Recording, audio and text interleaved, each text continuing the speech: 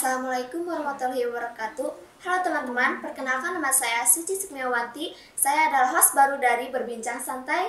Di sini saya akan berbincang santai dengan Bapak Ainun mengalami adaptasi kebiasaan COVID-19. Di sini ada beberapa hal yang harus kita perhatikan atau kita perlu lakukan. Dan di sini Bapak sudah ada daerah yang memulai new normal ya?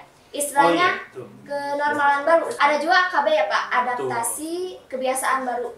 Di sini pertama ada pandemi belum berakhir. Meskipun umum grafiknya jumlah kasus itu meningkat dan sedangkan jumlah kesembuhan itu meninggi. Di sini termasuk Bapak COVID ini apakah membaik atau memburuk? Kalau kita berbicara tentang COVID itu sebenarnya mungkin dalam presentasi itu naik ya, tapi tingkat kesembuhannya juga naik juga. Tapi sebenarnya jangan dikira bahwa kita itu bakal terhilang dari COVID, karena COVID itu tidak terlihat ya, awalnya tidak terlihat. Dan mungkin kita di sini berbicaranya tidak di COVID-nya, tapi Bapak di sini berbicaranya tentang adaptasi kebiasaan baru di sekolah, ya, di sekolahnya. Tapi kalau misalnya di Indonesia itu new normal namanya. Tapi kalau di Jawa Barat itu adaptasi kebiasaan baru.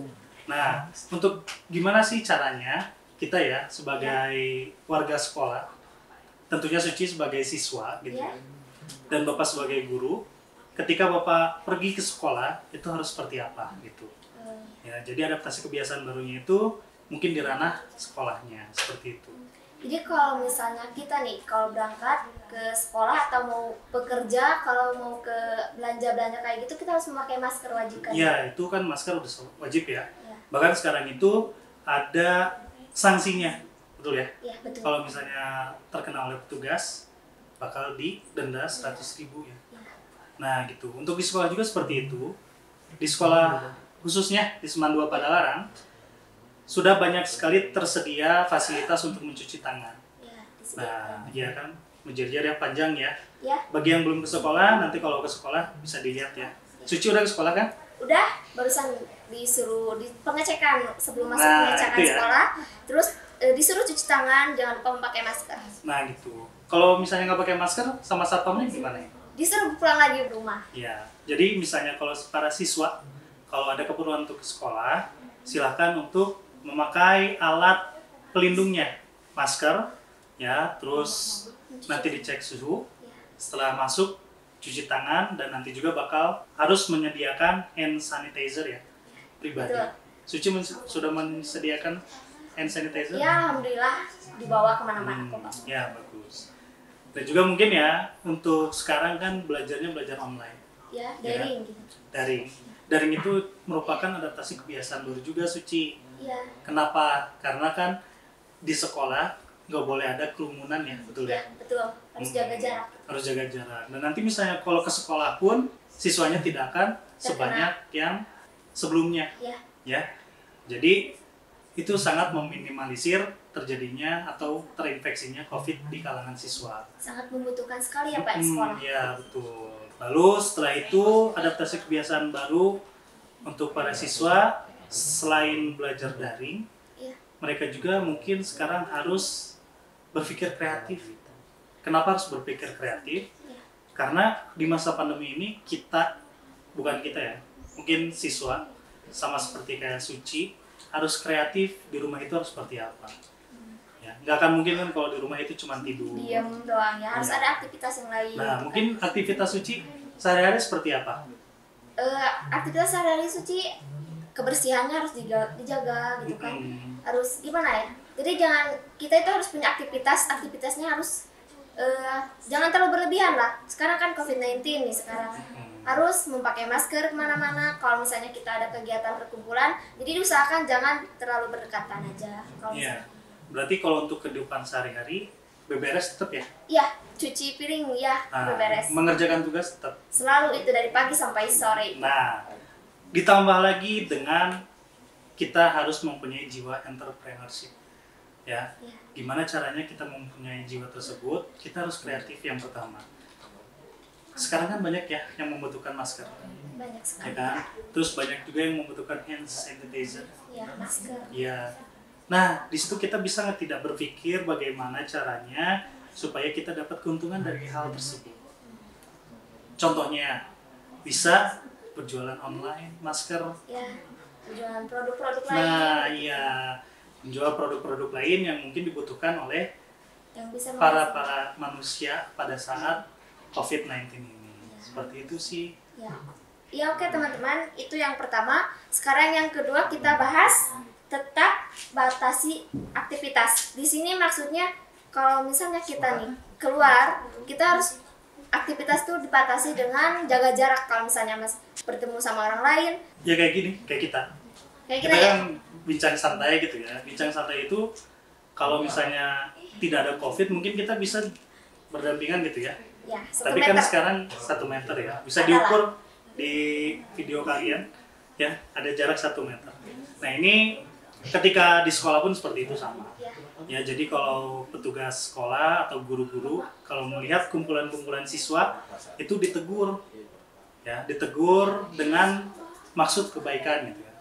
Supaya tidak menginfeksikan COVID gitu. Yang ketiga sekarang ya, langsung lanjut aja. Empati pada tim medis, relawan dan keluarga. Di sini kan tim medis banyak yang terkena virus dalam daerah lain. Ya. Di sini kan kita juga harus saling menghargai lah ya, menghargai dalam sikap jaga jarak Ya, atau jadi gini, gimana? tadi kan poinnya itu adalah empati terhadap tim medis, Relawan relawan, dan dan keluarga. keluarga. Nah, empati di sini kan belajar sosiologi kan? Ya, belajar. Belajar. Jadi ada simpati, ada empati. Empatinya. Simpati di sini bukan seluler ya, Ya, bukan untuk beli kuota yang kredit bukan. Iya, bukan. Tapi simpati di sini adalah rasa iba kepada orang lain. perilakunya. Ya, rasanya aja gitu ya. Tapi kalau empati itu sudah mempunyai rasa iba, tapi kita itu melakukan gimana caranya untuk membantu orang tersebut. Itu. Dan sekarang rasa empati terhadap keluarga itu berarti kita ketika kita beraktivitas di luar, kita harus tetap menjaga jarak dengan siapapun. Ya, Ya. Walaupun itu orang yang dikenal, maupun itu orang yang tidak dikenal, kita harus menjaga jarak karena sekarang itu sangat parno gitu ya.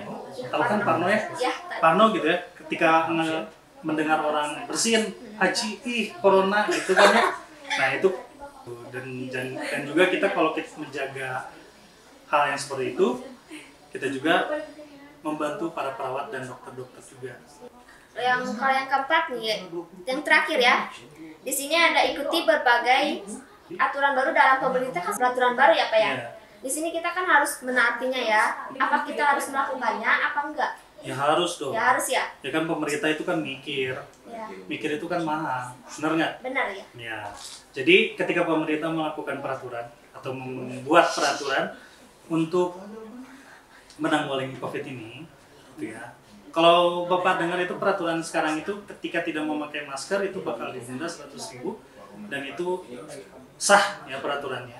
Dan itu sangat bagus ya menurut Bapak itu menakut-nakuti orang atau menakut-nakuti individu dengan cara mendenda itu sangat baik karena sekarang banyak ya di jalan pun yang memakai masker gitu. Bahkan ke sekolah pun banyak yang memakai masker ya. Ya, Kecuali di kampung-kampung mungkin ya. Masker sekarang jauh sih dari kampungnya. jauh sih. Gitu. Ya.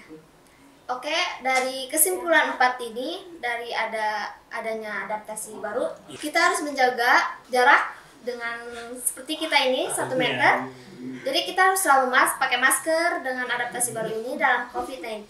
Kita jangan lupa membawa hand sanitizer. Dalam hal ini, Intinya COVID belum berakhir. Ya, nanti berakhirnya itu kalau sudah ada vaksinnya. Ya, jadi kalian yang ada di rumah tetap bersabar. Kalau kalian yang udah nggak sabar tetap muka, ya tetap bersabarlah sampai vaksinnya ditemukan. terima kasih untuk Bapak Ainun yang sudah berbincang santai dengan saya. Sekian berbincang santai hari ini. Terima kasih telah menonton. Jangan lupa like, komen, dan subscribe di Semawat TV Channel. Assalamualaikum warahmatullahi wabarakatuh.